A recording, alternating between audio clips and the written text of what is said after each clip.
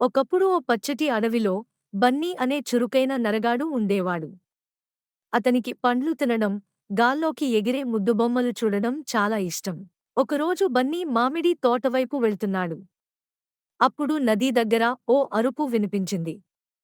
అయ్యో! ఎవరైనా సహాయం చేయండి! బన్నీ పరుగెత్తి వెళ్ళాడు.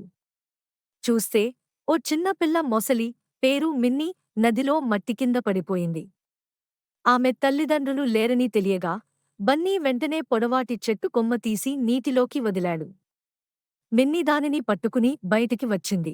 అమ్మో! మొసలంటే అందరూ భయపడతారు. కాని బన్నీ మాత్రం దయతో, ధైర్యంగా వ్యవహరించాడు.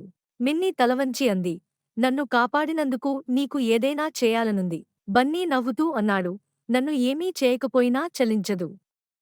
నీకు ఓ మంచి స్నేహితుడిని కలిపితే చాలునా?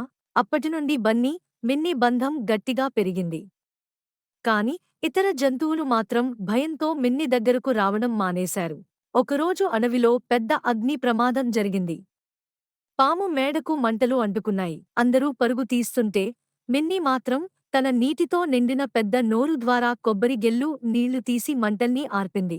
ఆపద సమయంలో మిన్ని సాహసం చూసి జంతువులంతా సిగ్గుపడ్డారు. అందరూ కలిసి మిన్ని వద్దకు వచ్చారు. మాఫ్ చేయమ్మా మిన్నీ. నీ మనసు ఎంతో మంచి. మేమే కూడా నీ స్నేహితులం. బన్నీ చిరునవ్వుతో మిగిలాడు. అతని ఓ చిన్న మంచుపని ఓ పెద్ద మార్పుని తెచ్చింది.